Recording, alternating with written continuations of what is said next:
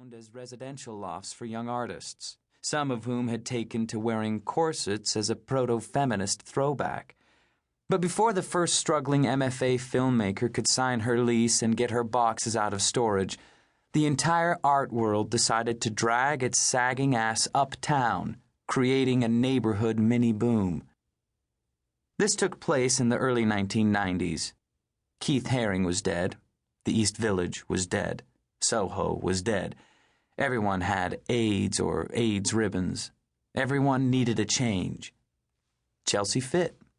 The DIA Foundation had been there since the late 80s, and people hoped that the move would redeem art from the rabid commercialization that had metastasized the downtown scene. The developers, nosing out an ideal opportunity for rapid commercialization, took their newly prime piece of real estate and had it rezoned yet again, and in May of '95, 567 West 25th reopened for business, accepting into its white-walled bosoms a few dozen smallish galleries and several large ones, including the airy, double-high, fourth-floor space that would eventually become mine. I used to wonder what the corset maker or the stable hands would make of what transacts on their former plot. Where horseshit used to turn the air sulphurous and rank, millions and millions and millions of dollars now change hands. So goes the big city. Because of the number of tenants engaged in the same activity, i.e. the sale of contemporary art, and because of the nature of that activity, i.e. frantic, jealous, shot through with schadenfreude, 567 frequently feels like a beehive, but a hip and ironic one. Artists, gallerists, assistants, collectors, consultants, and assorted flunkies buzz up and down its smooth concrete halls, nectar-heavy with gossip. It's a schmoozer's paradise. There are openings to attend, a sale to scoff at, a resale that makes the first sale look like a bargain, plus all of New York's standard social touchstones, adulteries, divorces, and lawsuits.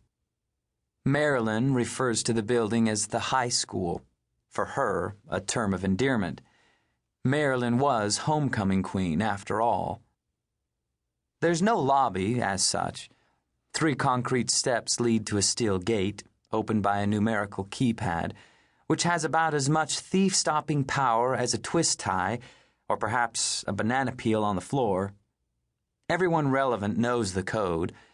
On the off chance that you'd recently arrived from Mars or Kansas and, never having seen an art gallery before, that you took the first taxi you could find to 567, you would have little trouble gaining admittance.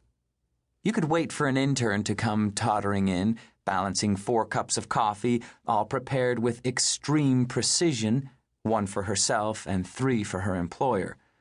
Or you could wait for an artist to show up, lugging a hangover and the new canvases he promised 18 months ago.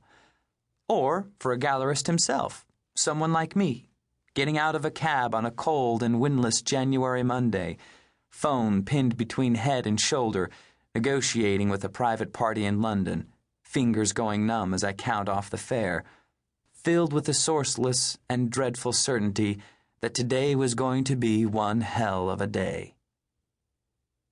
Finishing the call outside, I let myself into the building, hit the button for the freight elevator, and savored my solitude.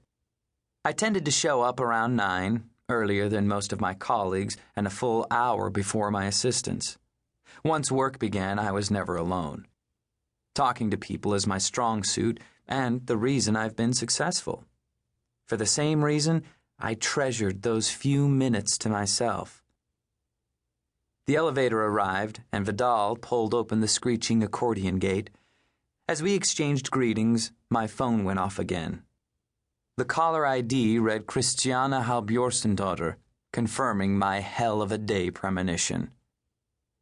Christiana is an installation and performance artist, a behemoth of a woman, 6 feet tall, thick-limbed, with a drill sergeant's crew cut.